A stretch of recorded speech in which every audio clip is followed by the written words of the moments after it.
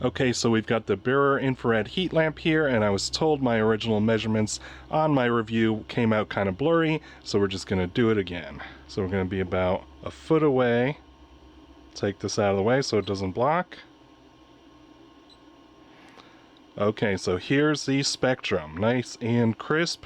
Not sure what exactly you needed to see out of this. It's pretty typical broad spectrum that you would expect from any incandescent bulb. It looks like it peaks at around 1028, so that's right in the sweet spot where a lot of people want those longer wavelengths because they can penetrate a little bit more deeply. But again, it's an incomplete graph because this cuts it off at 1100, so you kind of have to imagine that it tapers off as like the broad spectrum. It kind of still goes down to 0 as kind of a broad spectrum. It doesn't, obviously it's not a sharp cutoff. The sharp cutoff is because of the instrument.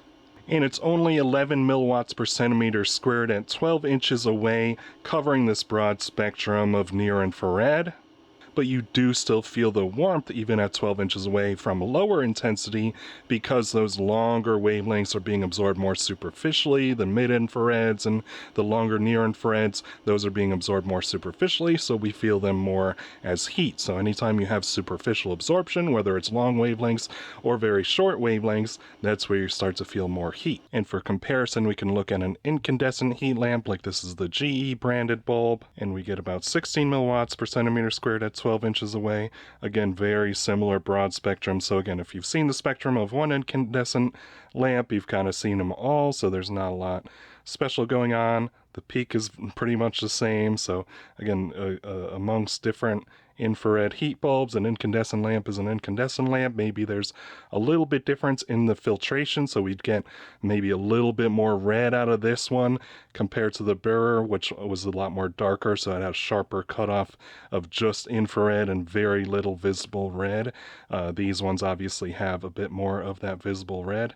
And now we have a clear incandescent bulb, and we can compare it to the red incandescent bulb or the very dark kind of red Beurer bulb. And so think about the filaments behind the glass are all kind of burning at the same temperature, and they're all emitting the similar spectrum. And so the only difference is how the colors are filtering it. And obviously the red is going to be blocking most of the blue and the green that, we don't necessarily want or need, especially to protect our eye health. And the darker one is blocking almost everything except for the infrared. And the clear one is just going to let through the natural spectrum of incandescent that we should be mostly familiar with. And so yeah, it's just a pretty bright white kind of floodlight. So yeah, even with a white incandescent bulb, you're getting a lot of red and infrared, a similar kind of peak over here. But you do get a little bit of blue and green, so now you get a nicer kind of white, natural kind of color. And you even get 12 milliwatts per centimeter squared, and now that's adding that whole spectrum all the way from the small amount of blue and green all the way to the infrared.